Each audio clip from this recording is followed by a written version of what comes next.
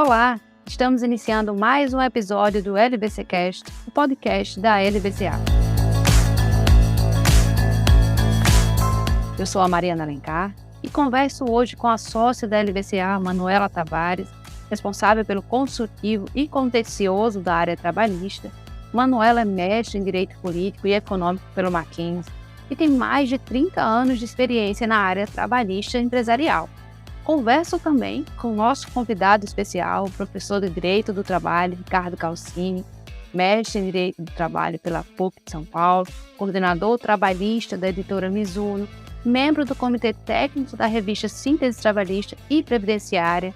Ricardo é coordenador acadêmico do projeto Prática Trabalhista do Conjur, membro pesquisador do Grupo de Estudos de Direito Contemporâneo do Trabalho e da Seguridade Social da Universidade de São Paulo, do GETRAB, da USP, do GEDTRAB, FDRP da USP também, e da Cielo Laboral. Conversaremos hoje sobre os desafios do teletrabalho e regime híbrido.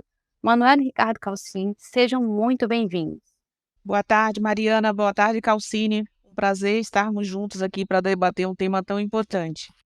Doutora Manuela, doutora Mariana, prazer é todo meu. Vai ser excelente ter esse bate-papo com vocês aqui no podcast no dia de hoje.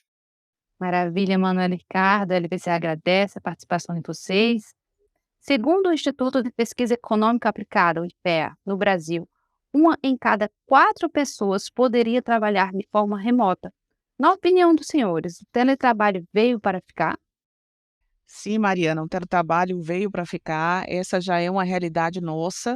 O teletrabalho, ou mesmo o trabalho híbrido, já faz parte do novo mundo, né? Do novo normal, com as vantagens e desvantagens e os desafios que a gente vai ter que enfrentar nessa nova realidade. Eu concordo com a doutora Manuela e gostaria apenas de fazer uma observação em relação ao momento que nós estamos passando, Mariana, que é essa tendência, em princípio, agora para o começo do ano, do retorno presencial de algumas instituições, em particular os dados que estão sendo veiculados através aí dos portais de uma forma geral. Eu concordo com a doutora Manuela quando ela comenta que realmente a situação veio para ficar, mas eu acho que nós estamos ainda no momento de acomodação. Nós precisamos definir qual será o layout que vai ser desenhado a partir de agora, já que nós já passamos, graças a Deus, ao período mais acentuado da pandemia, vivenciamos muito o trabalho à distância e agora nós estamos nessa pressão do volta ao presencial, porém com uma realidade que nós já estávamos acostumados, que é o trabalho à distância. Então, eu acho que essa acomodação será necessária para definir o futuro aí das corporações de uma forma geral. Calcini, eu concordo com você que a gente está no momento de transição para definir se algumas empresas vão retornar ao modelo presencial ou se vão continuar no modelo telepresencial ou no modelo híbrido. Mas eu acredito que a gente tenha 2 cenários. Nós temos o cenário pandêmico, em que as pessoas foram obrigadas a trabalhar em regime telepresencial para que a atividade econômica pudesse continuar movimentando. E nós temos um outro cenário de um mercado que está em constante movimento e que o modelo telepresencial ou o modelo híbrido traz uma série de possibilidades, tanto em relação ao empregador quanto em relação ao empregado. Na verdade, seria uma acomodação, né, ou uma conciliação de interesses.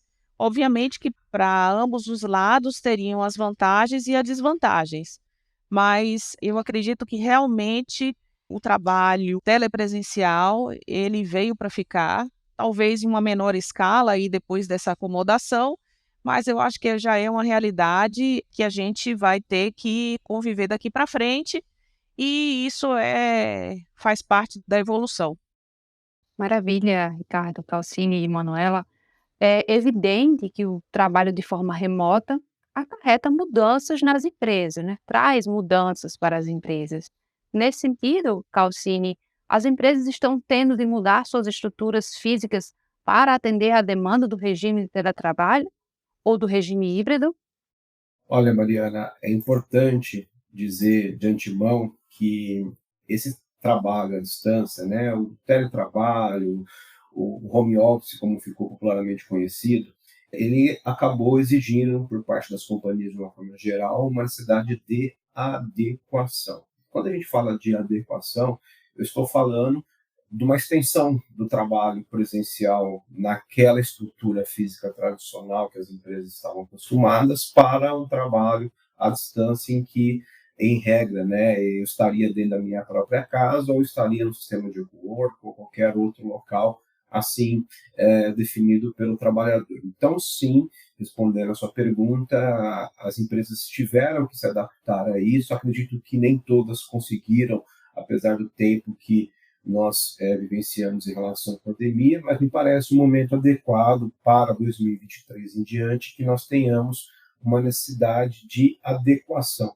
já que, em certa medida, o sistema híbrido ele deve ter uma força maior a partir de agora, em que as pessoas estarão, ora na sua própria residência, ora no sistema tradicional na estrutura física. Então, sim, essa adequação me parece também necessária, tal como a questão da acomodação que eu falei há pouco com vocês.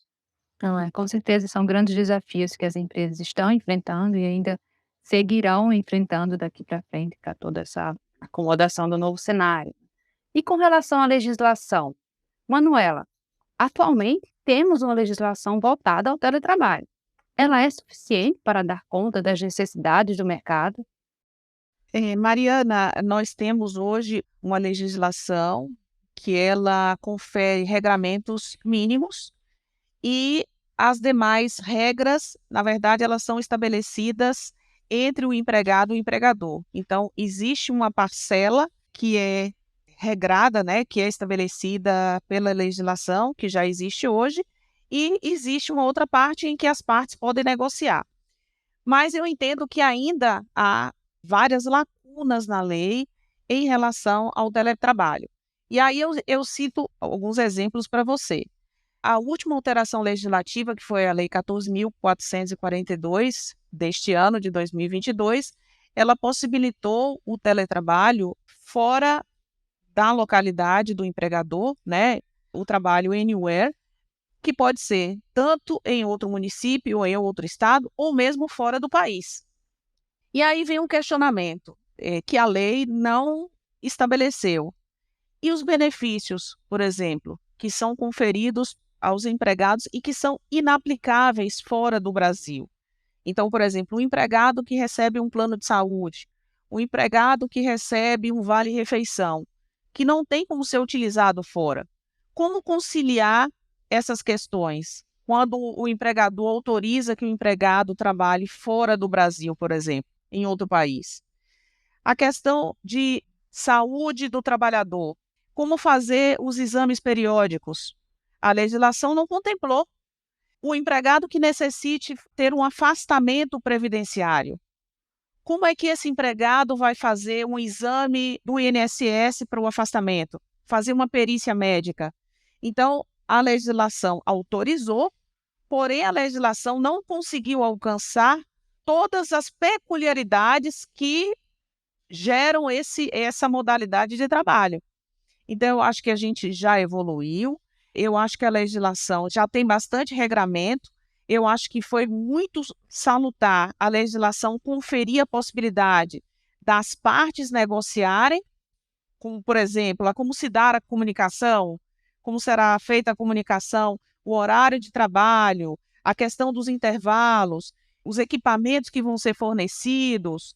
Então, assim, uma gama é negociada caso a caso entre partes, mas eu acho que ainda existe uma lacuna na legislação e isso é uma questão, eu acho que de acomodação mesmo, adaptação do modelo e, como toda legislação, ela vai se adaptando, né? A gente vai vendo as necessidades e o legislador vai adequando, aí vai melhorando cada vez mais. Mas eu acho que ainda não estamos no modelo ideal de legislação, a gente tem, acho que muito ainda a ampliar. Eu não sei o que é que você entende sobre isso, Calcine, mas eu acho que a gente não está no modelo ainda perfeito, a gente tem que evoluir aí muito em relação a essa legislação, mas assim, são alguns pontos que eu entendo que são importantes para a gente debater aí para o futuro.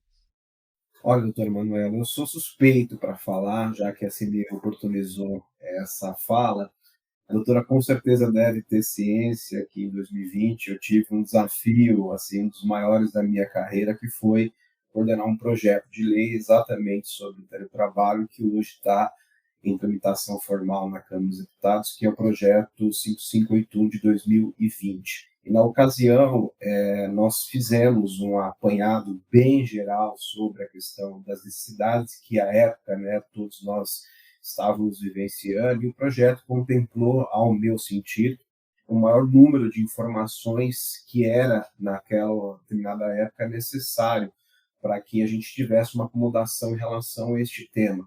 Então, sem entrar aqui em detalhes, mas nós tivemos o cuidado de tratar de 9 aspectos diferentes e complementares sobre o teletrabalho. E eu fiquei muito feliz de saber que a medida provisória que gerou a atual lei que você bem comentou, que é a 14442, ela teve também como supedâneo exatamente esse projeto de lei, segundo o que foi informado pela Secretaria da Presidência da República. Então, sim, o que nós temos hoje não é o ideal. Aliás, parte da lei que está vigente, ela é resultante deste PL, com algumas adaptações, mas eu acho que o caminho que agora nós temos é fazer essa integração, principalmente via negociação coletiva, porque o que nós temos hoje me parece ser o mínimo para poder trabalhar com a questão do trabalho à distância, mas com a possibilidade de fazer uma complementação via acordo ou convenção, de acordo com a necessidade de cada segmento e cada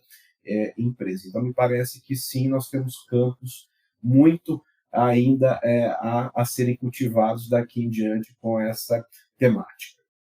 Maravilha, Ricardo, Manuela. Interessante tudo que vocês pontuaram.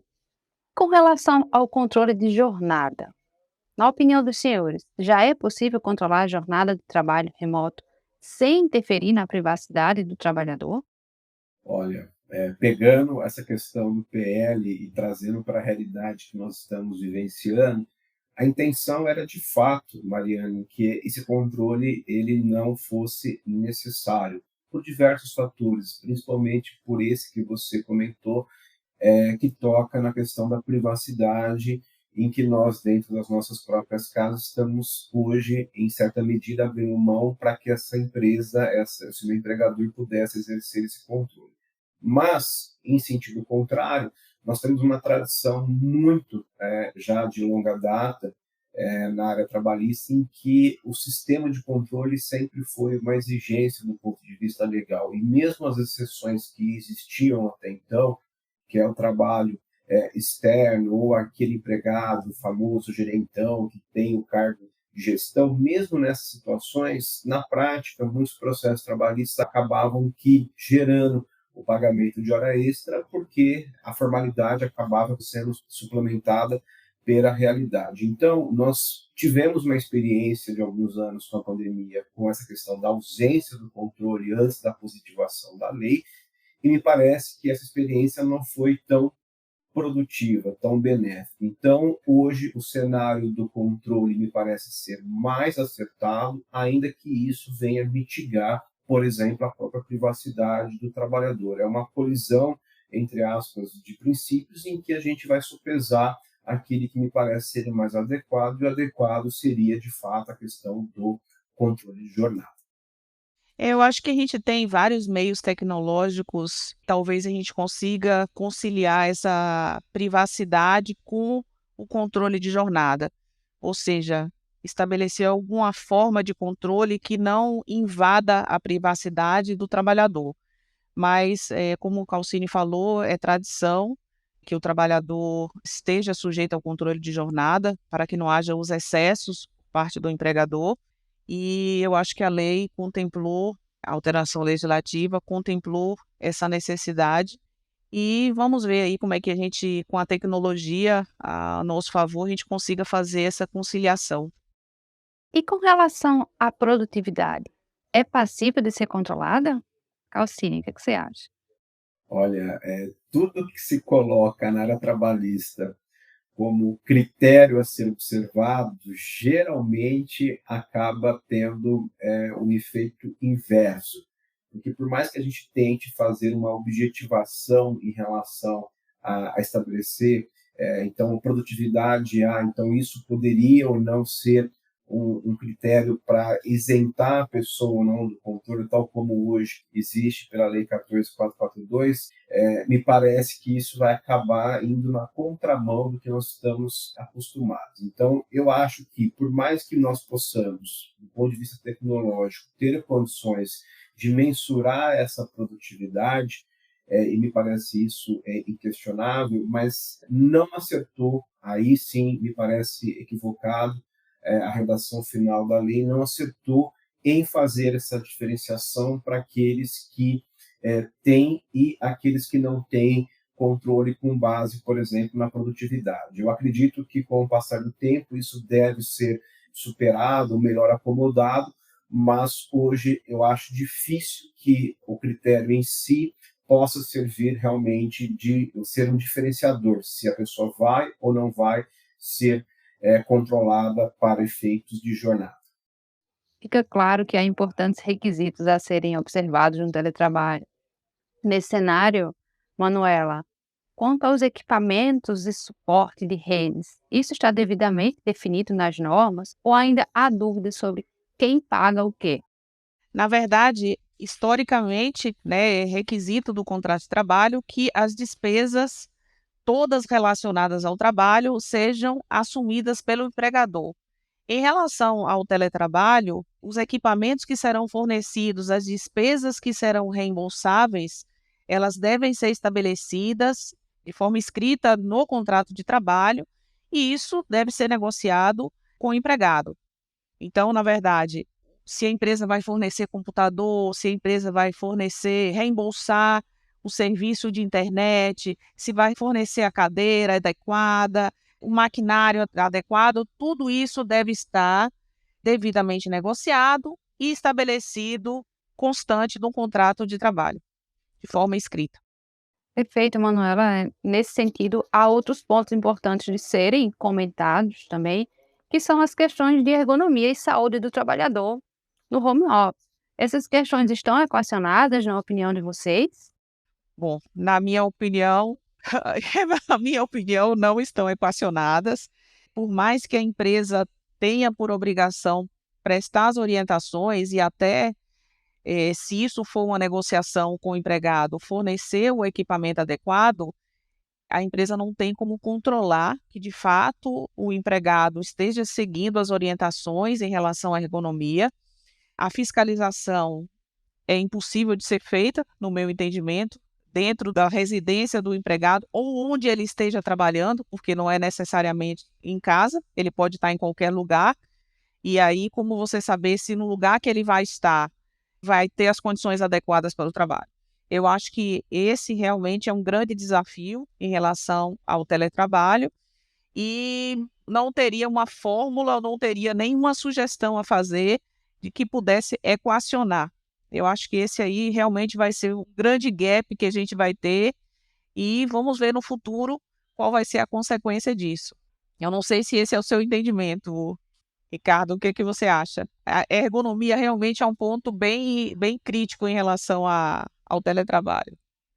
Olha, doutora Manuela, aliás, esse é um dos principais pontos, se não o principal do PL 5581, em razão dessa dificuldade, que me parece um consenso que as empresas possuem, de tratar com a temática de medicina e segurança do trabalho a partir do momento que ela não teria condições, em princípio, de forma imediata, de fazer essa fiscalização em loco desses ambientes de trabalho. Agora, o que me parece importante que se diga, e o pessoal que vai acompanhar aqui oportunamente o nosso podcast, é a questão da responsabilidade em razão dessa ausência.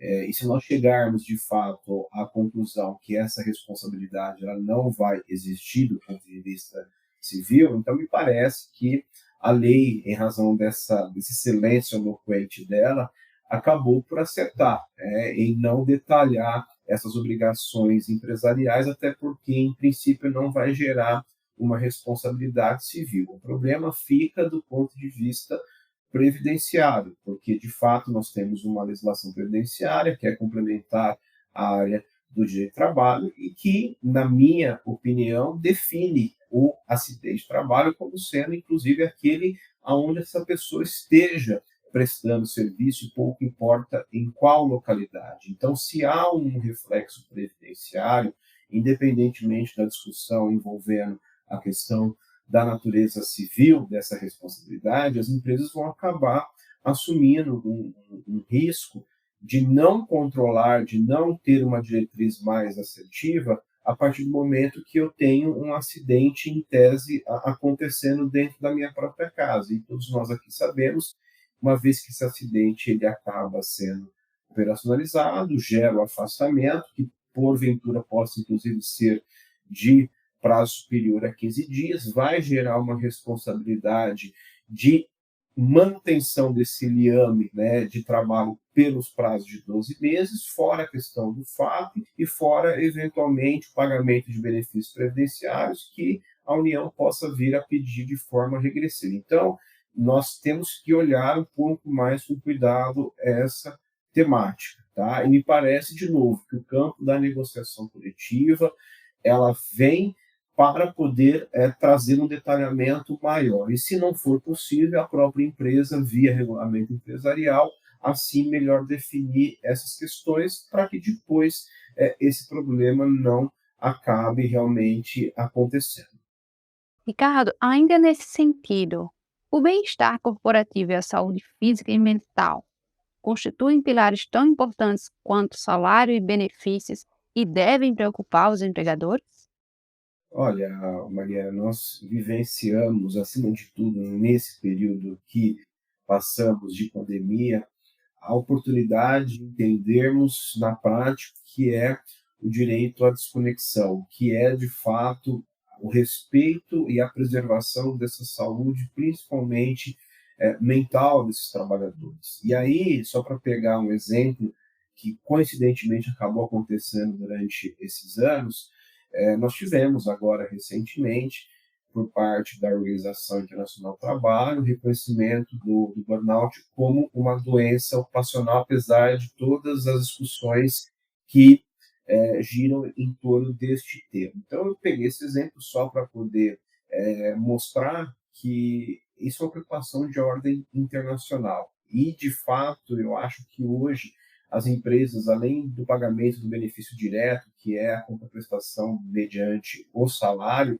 existe, na verdade, toda uma preocupação envolvendo esses benefícios indiretos, e que, no final das contas, vão acabar acarretando nessa qualidade que você bem colocou. Então, sim, me parece tão importante quanto a remuneração adequada pela prestação de serviço, esse meio ambiente equilibrado que pode realmente fazer com que essa pessoa amanhã venha a adoecer em razão da não preocupação desse estado mental lato sensu. Ricardo, muito importante tudo que você pontuou sobre questões tão significativas. Estamos chegando ao finalzinho da nossa conversa de hoje. Para finalizar, Manuela, a Lei 14.442 de 2022 dirimiu as controvérsias em relação ao teletrabalho realizado fora do território nacional? Mariana, eu acredito que sim, que avançou. Ela não conseguiu atender a todos os pontos, isso é a realidade, mas ela conseguiu dirimir as controvérsias em relação ao trabalho realizado fora do território nacional, porque antes não havia essa possibilidade, essa autorização expressa na legislação. E hoje sim, é possível que o empregado contratado no Brasil, ele possa trabalhar por vontade própria, não por interesse do empregador, em outra localidade fora do território nacional. Nesse caso, essa nova legislação bem pontuou, a regra a ser seguida é a regra do estabelecimento do empregador, ou seja, as normas coletivas aplicáveis são do local do estabelecimento do empregador, porém, a gente tem ainda aquelas dúvidas em relação a alguns pontos que são não menos importantes, que é a questão dos benefícios aplicáveis. Mas eu entendo que isso pode ser dirimido por negociação coletiva, por negociação entre o empregado e o empregador. Isso ficar na esfera do contrato de trabalho e da negociação coletiva.